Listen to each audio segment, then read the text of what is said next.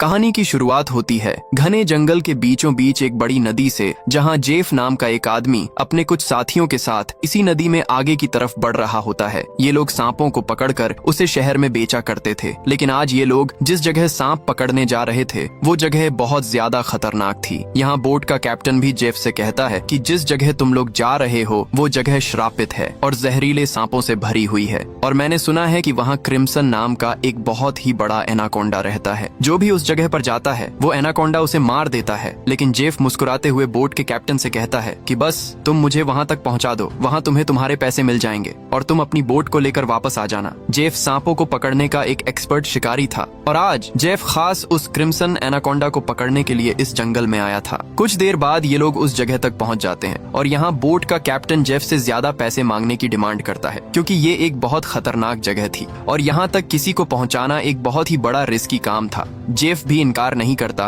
और वो जेब से पैसे निकालकर उसे दे देता है। लेकिन जैसे ही बोट का कैप्टन पैसे लेने के लिए दोनों हाथ आगे बढ़ाता है, तब जेफ जानबूझकर पैसे नीचे गिरा देता है, जिसे खुशी खुशी बोट का कैप्टन उठाने लगता है। पैसे उठाने के बाद जब वो मुस्कुराते हुए जेफ की तरफ देखता है, तब जेफ उसके गले में चाकू घोंपकर उसे मार देता है और बेरहमी से उसका गला काटकर नदी के पानी में उसका सिर फेंक देता है। ये सब कुछ नदी के किनारे खड़े जेफ के साथी भी देख रहे थे। जेफ को ऐसा करते देखकर वो दोनों बहुत ज्यादा डर जाते हैं। इसके बाद जेफ अपने दो साथियों के पास आता है और उनसे कहता है कि अगर तुम दोनों ने भी मुझे धोखा देने की कोशिश की तो तुम्हारा भी यही हाल होगा। इसके बाद ये तीनों जंगल में आगे बढ़ते हुए एक जगह पर पहुँचते हैं जहाँ उन्हें सांपों की एक बड़ी मूर्ति दिखाई देती है, और ये देखते हुए जेफ कहता है तो आखिर क्रिम्सन एनाकोंडा की कहानी सच थी। दूसरी तरफ जेफ के साथियों को बहुत सारे सांप मिल जाते हैं, जिन्हें देखकर वो भी बहुत ज्यादा खुश हो जाते हैं। इसके बाद ये दोनों जल्दी से सभी सांपों को पकड़कर बैग में बंद करने लगते हैं, जबकि जेफ इन छोटे सांपों पर ध्यान नहीं देता और वो इस जंगल के सबसे बड़े सांप, जिसका नाम क्रिम्सन एनाकोंडा है, उसे ढूंढने लगता है। अब इन दो साथियों ने जो सांप कपड़ों के बैग में भर दिए थे, उन सांपों को अकेले एक साथी बोट तक लेकर आता है। वो देखता है कि जेफ ने जिस आदमी का गला काटकर पानी में फेंक दिया था, उसकी सर कटी लाश कुछ दूरी पर पानी में खड़ी है। ये देखकर उसे अपनी आंखों पर यकीन नहीं आया। तभी वो लाश अचानक पानी में डूब गई और तैरते हुए एक बड़ी सी चीज तेजी से उसकी तरफ बढ़ने लगी। वो आदमी डर के मारे तेजी से जंगल की तरफ भागने लगता है, लेकिन तभी बिजली की रफ्तार से एक बहुत ही बड़ा एनाकोंडा उसे जकड़ लेता है। वो एनाकोंडा उस आदमी की बॉडी पर लिपटकर उसकी हड्डियां तोड़ देता है और अपना बड़ा सा मुंह खोलकर उसे खाने लगता है। दूसरी तरफ हम उस आदमी के दूसरे साथी को देखते हैं, जो सांपों से भरे एक बैग को लेकर जंगल में आगे की तरफ बढ़ रहा होता है। तभी वो अचानक एक जगह पर रुककर कुछ ऐसा देख लेता है जिससे वो बहुत ज्यादा डर जाता है। असल में उसने उसी बड़े एनाकोंडा की बॉडी को रेंगते हुए देख लिया था। जैसे ही वो एनाकोंडा एक पेड़ पर चढ़ रहा था, तो उसके पेट को देखकर साफ लग रहा था कि उसने किसी इंसान को जिंदा निगल लिया है। अब इससे पहले कि वो आदमी अपनी जान बचाकर भाग पाता, तभी वो एनाकोंडा उसके साथी की लाश को उगल देता है। इसके बाद वो सांप उस आदमी को भी पकड़ लेता है। वो सांप उस आदमी को जकड़कर जोर से दबाता है और पेड़ से लिपटकर उस आदमी को भी खाने लग जाता है। ये सब कुछ ही दूर से जेफ भी देख रहा होता है और ये देखकर जेफ अपने साथी को बचाने के बजाय खुश हो रहा था, क्योंकि जेफ भी यही चाहता था कि कोई उस सांप का चारा बन जाए और जब चारे को खाते समय सांप का ध्यान भटक जाए, तब जेफ सांप को बेहोश करके मार दे। इसके बाद जेफ अपना शॉटगन निकालकर सांप को बेहोश करने ही वाला था कि तभी अचानक जंगल के सभी जानवर और बर्ड्स शोर मचाने लगे, जिनकी आवाज सुनते हुए वो एनाकोंडा अपने शिकार को ऐसे ही छोड़कर चला जाता है। आखिर कुछ तो ऐसा था जिससे जंगल के सभी जानवर डर रहे थे।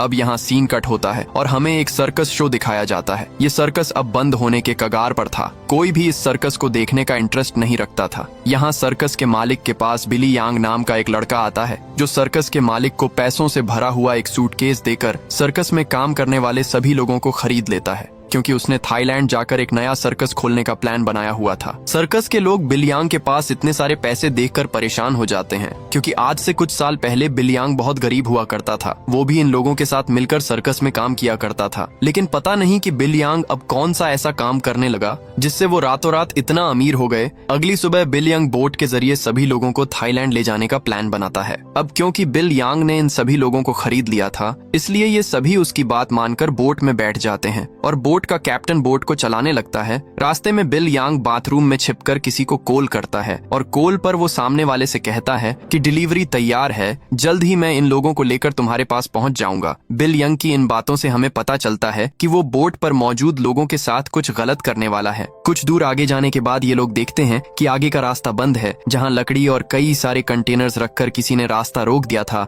तब बोट का कैप्टन कहता है कि हम दूसरे रास्ते से जा सकते हैं, लेकिन उस रास्ते से जाते हुए हमें थाईलैंड पहुंचने में बहुत टाइम लगेगा। इसलिए बिल यांग को कैप्टन का आइडिया पसंद नहीं आता। वो कैप्टन को धमकी देता है कि जो भी हो हमें वक्त पर थाईलैंड पहुंचना है, क्योंकि वहां हमारा शो है जिसके पैसे मैं एडवांस ले चुका हूं। अगर हमने शो नहीं किया तो हम बर्बाद हो जाएंगे। कैप्टन कहता है कि अगर तुम लोग लंबे रास्ते से नहीं जाना चाहते तो फिर हमारे पास यही एक रास्ता है। वो कहता है कि हम इन सारी चीजों को बॉम्ब से उड़ा देंगे और अपना रास्ता बनाकर यहाँ से निकल जाएंगे। बिली यंग को कैप्टन की बात ठीक लगती है और वो इसके लिए तैयार हो जाता है, लेकिन उन्हें पता नहीं था कि ये लोग कितनी बड़ी गलती करने जा रहे हैं। इसके बाद ये लोग कंटेनर्स के पास बॉम्ब रखते हैं और फिर उन्हें रिमोट से उड़ा देते हैं। ऐसा करने से उनका रास्ता तो साफ हो गया, लेकिन धमाके की वजह से ढेर सारे सांप उनके बोट पर गिर जाते हैं, क्योंकि उन सभी कंटेनर्स में सांप भरे थे। डर के मारे ये लोग यहाँ वहाँ भागने लगते हैं। अब पूरी बोट सांपों से भर चुकी थी और ये सांप बोट पर मौजूद लोगों को डसने लगते हैं। यहाँ लेनी नाम की एक लड़की समझदारी से काम लेते हुए पाइप के जरिए प्रेशर से पानी खोल देती है और अपने आसपास जितने भी सांप होते हैं सबको बोट से नीचे पानी में गिरा देती है। बिल यांग डर के मारे बोट के बाथरूम में छिप जाता है, लेकिन तभी अचानक बाथरूम की छत टूट जाती है और बहुत सारे सांप बिल यांग के ऊपर गिर जाते हैं। उनसे बचने के लिए वो नदी में कूद जाता है और तैरते हुए किनारे तक पहुंचता है, लेकिन वहाँ पर भी एक किंग कोबरा उसके सामने आ जाता है। अब इससे पहले कि वो किंग कोबरा बिली को काट पाता, तभी कोई आदमी सांप पर पैर रखकर उसे कुचल देता है और बिली यांग की जान बचा लेता है। ये इंसान कोई और नहीं बल्कि जेफ था। अब जेफ ने बिली की जान बचाई थी, इसलिए बिली उसे अपने बोट पर ले आता है।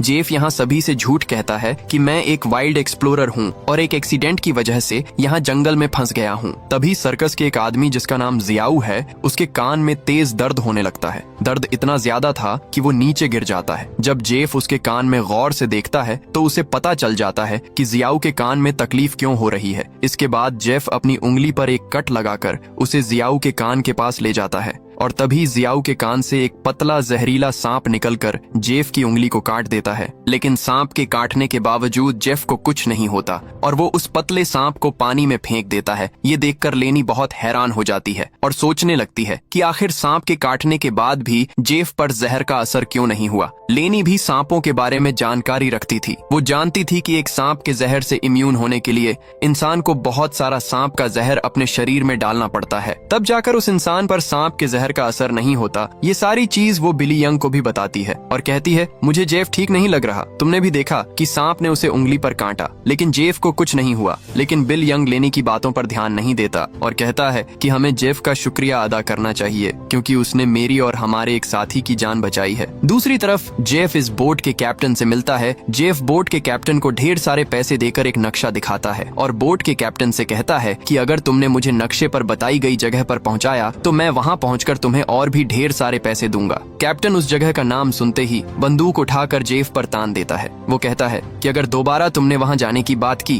तो मैं तुम्हें गोली मार दूंगा। दरअसल कैप्टन भी उस जगह के बारे में जानता था कि वहां एक बहुत ही खतरनाक क्रिम्जन नाम का एनाकोंडा रहता है। ये सुनकर जेफ वहां से चला जाता है। कैप्टन बोट में बैठकर मछलियां पकड़ने लगता है, लेकिन तभी हम देखते हैं कि कैप्टन जिस फिशिंग रोड से मछलियां पकड़ रहा था, वो फिशिंग रोड नीचे से कोई जोर से खींचता है, जिसकी वजह से वो फिशिंग रोड कैप्टन के हाथ से छूटकर नीचे गिर जाती है। अब कैप्टन उस फिशिंग रोड को उठाने के लिए नीचे झुकता है, लेकिन तभी उसे कोई पानी में नीचे खींच लेता है। दरअसल कैप्टन को किसी और ने नहीं बल्कि जेफ ने पानी में नीचे खींचा था। कैप्टन को मारने के बाद जेफ कैप्टन की बॉडी को उस जंगल में मौजूद एनाकोंडा को बुलाने के लिए चारे के तौर पर इस्तेमाल करता है। कुछ देर बाद सभी कैप्टन को ढूंढने लगते हैं, लेकिन बोट का कैप्टन उन लोगों को कहीं पर भी नहीं मिलता। लेनी को जेफ पर शक होने लगता है कि कहीं जेफ ने उसे मार तो नहीं दिया। वो जेफ से पूछती है कि कैप्टन कहाँ है, लेकिन जेफ कहता है कि मुझे कैप्टन के बारे में कुछ भी नहीं पता। वो ये भी कहता है कि ये जंगल है, यहाँ इंसानों का गायब होना आम बात है। तभी अचानक पूरे जंगल में एक अजीब सा शोर छा जाता है। जंगल के सभी परिंदे और जानवर शोर मचाकर भागने लगते हैं। तभी एकदम से उन सबको पानी में कुछ अजीब सी हलचल सुनाई देती है।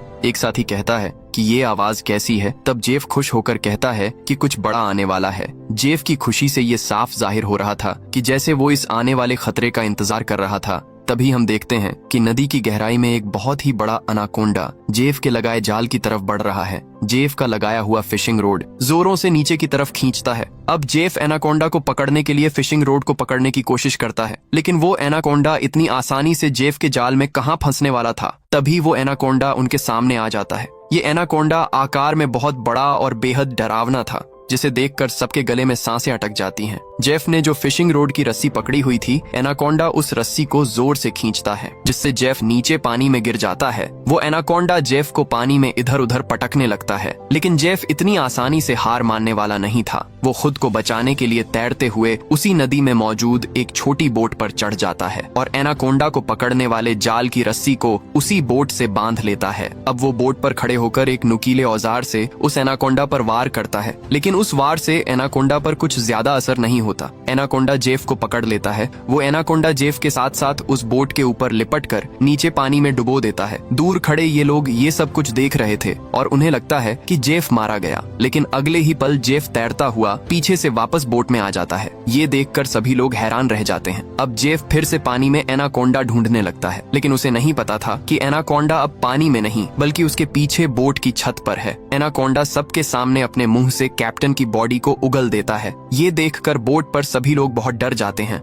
ये लोग एनाकोंडा से खुद को बचाने के लिए इधर उधर भागने लगते हैं। वो एनाकोंडा कमरे में बंद सर्कस के 2 साथियों को मारने ही वाला था कि तभी पीछे से जेफ हाथ में एक नुकीला औजार लिए एनाकोंडा पर हमला कर देता है, जिससे एनाकोंडा और भी ज्यादा गुस्सा हो जाता है और अब एनाकोंडा जेफ की तरफ बढ़ने लगता है। लेकिन जेफ एनाकोंडा से खुद को बचाते हुए उससे छिप जाता है, मगर एनाकोंडा भी जेफ का पीछा नहीं छोड़ता। वो जेफ को ढूंढने के लिए बोट के अंदर घुस जाता है, जहां बोट के अंदर सर्कस के बाकी लोग भी छिपे हुए थे। लकीली एनाकोंडा बिली और डायना को देख नहीं पाता। वो उनके ऊपर से रेंगते हुए खिड़की से होकर बोट से बाहर निकल जाता है। ये सभी लोग बोट के कोने कोने में छिपे हुए थे। एनाकोंडा इन लोगों को ढूंढते हुए जब बाथरूम की तरफ जाता है तो वो एक बच्चे और जियाओ को देखता है। एनाकोंडा तुरंत उन दोनों पर हमला कर देता है, लेकिन ये दोनों खुद को बचाते हुए वहां से निकल जाते हैं। अब उनके पास लेनी भी पहुंच जाती है। जैसे ही एनाकोंडा लेनी पर हमला करता है, तब जियाओ समझदारी से काम लेते हुए एनाकोंडा के सिर के आगे एक मटका लाता है, जिससे एनाकोंडा का सिर मटके के अंदर फंस जाता है। मटके से अपना सिर निकालने के लिए एनाकोंडा तड़पने लगता है और इसी हलचल में यहाँ पर केरोसिन ऑयल का गैलन गिर जाता है। एनाकोंडा अपने सिर से मटके को निकालने के लिए पूरी तरह से बेकाबू हो जाता है। वो यहाँ वहाँ खुद को मारता है और आखिर में वो अपने सिर को बोट से पटककर मटके को तोड़ देता है, जिससे उसका सिर आजाद हो जाता है। लेकिन आजाद होते ही पीछे से जेफ एनाकोंडा के गले में रस्सी का फंदा डाल देता है। इससे पहले कि जेफ उस एनाकोंडा को पकड़ पाता, तभी नीचे केरोसिन ऑयल गिरने की वजह से बोट में आग लग जाती है और आग धीरे धीरे बढ़ते हुए बोट में रखे बमों तक पहुंच जाती है, जिससे बोट में ब्लास्ट होने लगते हैं। तभी बोट में एक बहुत ही बड़ा ब्लास्ट होता है। अब बोट पर मौजूद सभी लोग खुद को बचाने के लिए पानी में कूद जाते हैं, लेकिन जेफ ने एनाकोंडा के गले में रस्सी बांधी थी, जिस वजह से वो भाग नहीं पाता और आग में जलकर मर जाता है। ये लोग जैसे तैसे तैरते हुए नदी के किनारे तक पहुंच जाते हैं। जहाज को जलता देखकर बिली यंग रोने लगता है। वो इस वजह से रोता है कि ये लोग अब समय पर थाईलैंड नहीं पहुंच पाएंगे। सर्कस के बाकी लोग बहुत ज्यादा डरे हुए थे, क्योंकि ये सभी जंगल के बीचों बीच थे और अब उनके पास वापस जाने के लिए बोट भी नहीं था। लेनी समझ चुकी थी कि इन सब का जिम्मेदार जेफ है।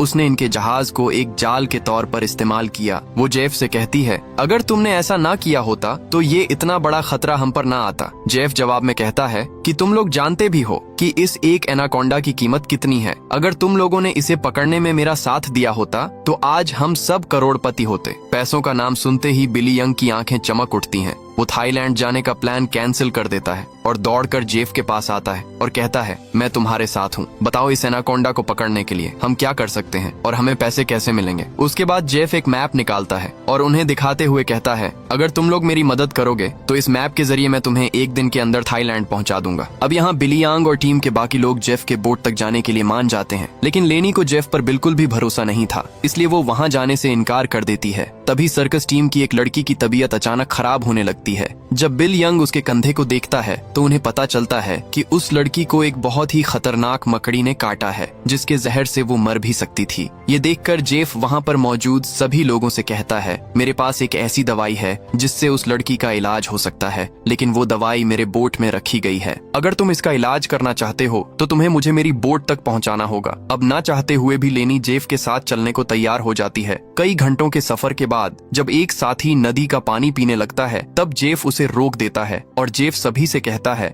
यहाँ का पानी कभी भी मत पियो। यहाँ के पानी में ऐसे कीड़े हैं जो पानी पीते समय इंसान के अंदर चले जाते हैं। इसके बाद वो कीड़े उस इंसान के अंदर ऐसी प्यास लगाते हैं कि वो पानी पीते पीते खुद को नदी में डुबाकर मार देता है। रास्ते में इन लोगों को भूख लग जाती है। तब जेफ पास के पत्थरों से एक सांप पकड़ता है और फिर ये लोग सांप का जहर निकालकर उसे पकाते हैं और उसे खाकर गुजारा करते हैं। इसके बाद ये लोग फिर से अपना सफर जारी रखते हैं। कुछ देर बाद रात हो जाती है। रात को ये लोग पहाड़ के एक सुरंग में रुकते हैं जहाँ ये लोग आग जलाते हैं और जेफ साइड पर बैठा अपनी मैप पर बने हुए एनाकोंडा को देख रहा था। जेफ उस समय के बारे में सोचता है जब वो एनाकोंडा उसके सामने आया था। वो एनाकोंडा जेफ को मारने ही वाला था, लेकिन जेफ समझदारी से काम लेते हुए एक लकड़ी की बॉक्स में खुद को छुपा देता है। वो बॉक्स एक ढलान में रखी हुई थी, इसलिए जेफ बॉक्स को धक्का देकर रगड़ते हुए नीचे नदी तक पहुंच जाता है। अब जेफ इस बॉक्स से खुद को निकालने की कोशिश तो करता है, लेकिन बदकिस्मती से जेफ उस बॉक्स में हमेशा के लिए बंद हो गया और काफी समय तक जेफ उसी बॉक्स में फंसा रहा। जिसके बाद ये लोग आते हैं। इन लोगों ने रास्ता खोलने के लिए डायनामाइट लगाकर कंटेनर तोड़ दिए, जिसमें से जेफ बाहर निकल गया और उनके साथ मिल गया। सीन फिर से प्रेजेंट में आता है जहां जेफ इस मैप को देख रहा था। तभी बिल यांग उसके पास आता है और कहता है, तुम उसी एनाकोंडा को पकड़ना चाहते हो ना? जेफ कहता है,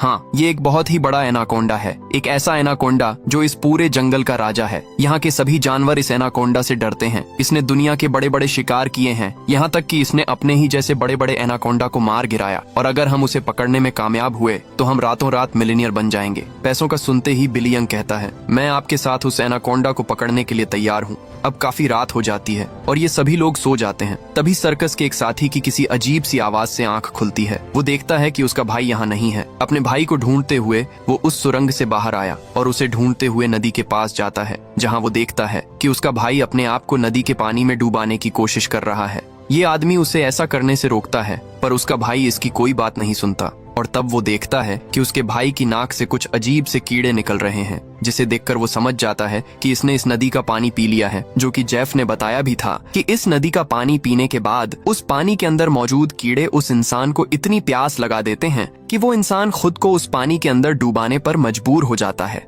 और ठीक ऐसा ही होता है। अपने भाई को मरा हुआ देखकर ये आदमी बहुत ज्यादा रोता है और वापस सुरंग में आ जाता है। अगली सुबह ये लोग दोबारा अपने सफर पर निकल जाते हैं। कई घंटों का सफर तय करने के बाद ये लोग एक नदी के पास पहुंच जाते हैं और अब इन लोगों को अपनी मंजिल तक पहुंचने के लिए उस नदी में से होते हुए पैदल जाना पड़ेगा। अब ये लोग पहले तो उस नदी में उतरने से काफी ज्यादा डर रहे थे, लेकिन कोई दूसरा रास्ता ना होने की वजह से मजबूरन इन लोगों को उस नदी में उतरना पड़ता है। थोड़ा ही आगे जाने के बाद अचानक एक लड़का नीचे की तरफ इशारा करता है और हम देखते हैं कि इन लोगों को एक बड़े एनाकोंडा ने चारों तरफ से घेर लिया है। इनका एक साथी जिसका भाई रात को ही मरा था, वो डर के मारे सबके पीछे आ रहा था, लेकिन तभी पीछे से एक बड़ा एनाकोंडा उस पर हमला कर देता है और उसे बुरी तरह से जकड़ लेता है। लेनी उसकी मदद करने के लिए आगे बढ़ती है, पर वो ज्यादा कुछ नहीं कर पाती क्योंकि उसके पहुंचने से पहले ही एनाकोंडा उस आदमी की हड्डियों को तोड़ चुका था और फिर वो एनाकोंडा उस आदमी को अपने साथ पानी में डुबा देता है। अब ये लोग अपनी जान बचाने के लिए नदी में आगे की तरफ भागने लगते हैं। कुछ देर बाद आखिर ये सब लोग जेफ की बोट तक पहुंच जाते हैं, जहां जेफ अपने वादे के मुताबिक उन लोगों को उस लड़की के लिए एंटीडोट दे देता है जिसे कंधे पर जहरीली मकड़ी ने काटा था।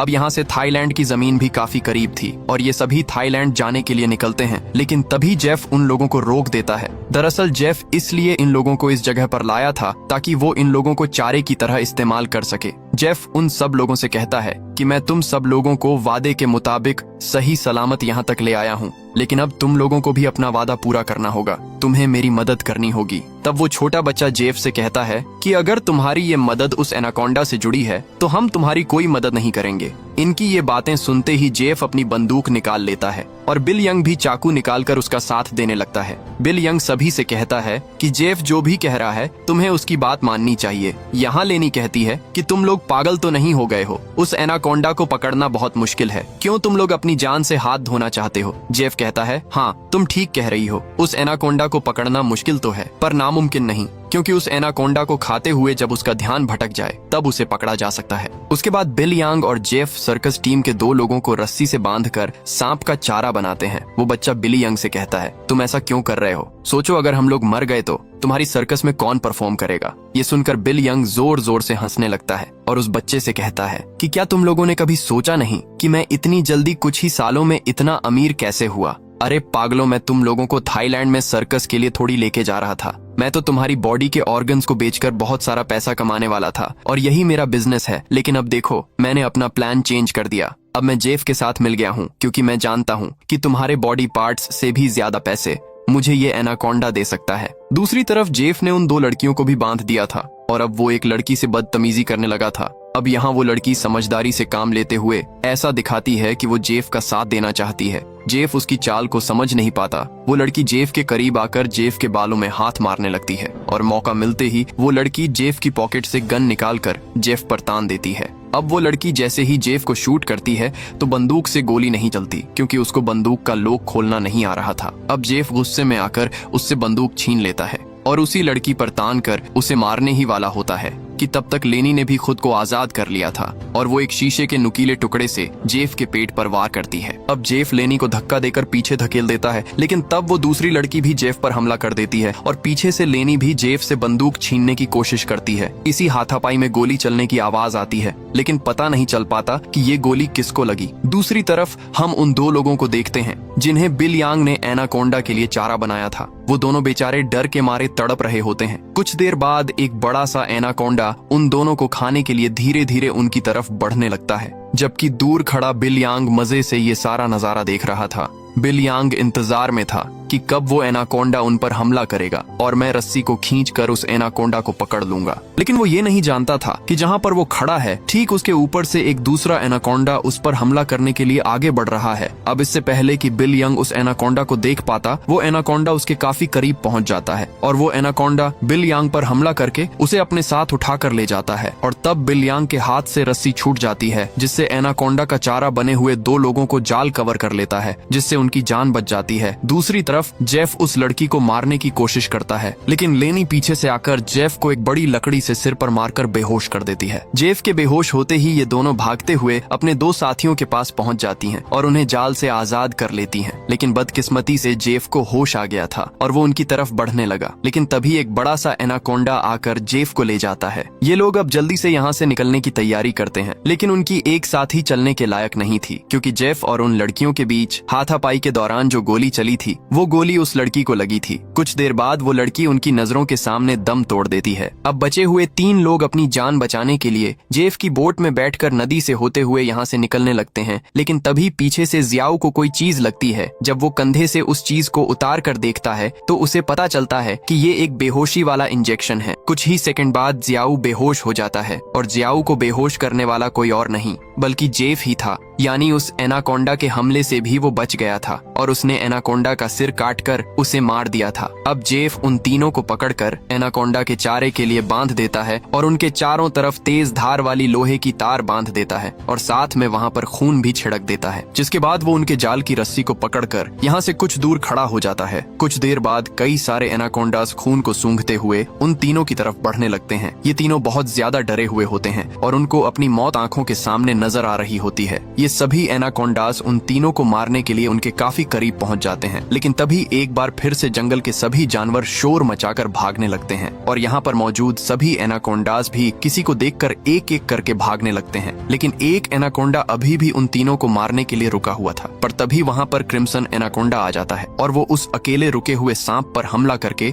उसे एक ही झटके में मार देता है। यहाँ हम उस क्रिम्सन एनाकोंडा को अच्छी तरह से देख पाते हैं, जो साइज में बहुत ही ज्यादा बड़ा और खतरनाक था, जिसे देखकर ये तीनों बहुत ज्यादा डर जाते हैं। लेकिन दूर खड़ा जेफ क्रिम्सन एनाकोंडा को देखकर बहुत खुश होता है। वो एनाकोंडा उन तीनों से लिपटकर अपना बड़ा सा मुंह खोलकर उन तीनों को खाने ही वाला था, कि तभी जेफ जाल की रस्सी छोड़ देता है जिसमें वो एनाकोंडा फंस जाता है। ये एनाकोंडा अपने आप को छुड़ाने के लिए तड़पने लगता है। वो काफी जोर लगाकर खुद को आजाद करने की कोशिश करता है, लेकिन जब वो आजाद नहीं हो पाता तब वो अपने तेज नुकीले दांतों से जाल की रस्सी काटकर खुद को आजाद कर लेता है। लेकिन अभी भी जाल की रस्सी उसके बॉडी में फंसी हुई थी, इसलिए जेफ रस्सी को मजबूती से पकड़कर उसे पकड़ने की कोशिश करता है। पर जेफ एनाकोंडा की ताकत का मुकाबला कहाँ कर सकता था। जेफ उसे पकड़ने की कोशिश में 2 पेड़ों के बीच फंस जाता है और अब वो उन पेड़ों से बाहर निकल नहीं पाता और मौके का फायदा उठाते हुए वो क्रिम्सन एनाकोंडा जेफ की तरफ बढ़ने लगता है और जेफ को पकड़कर बुरी तरह से जकड़ने लगता है। ये 3 लोग भी अपनी आंखों से ये सारा नजारा देख रहे थे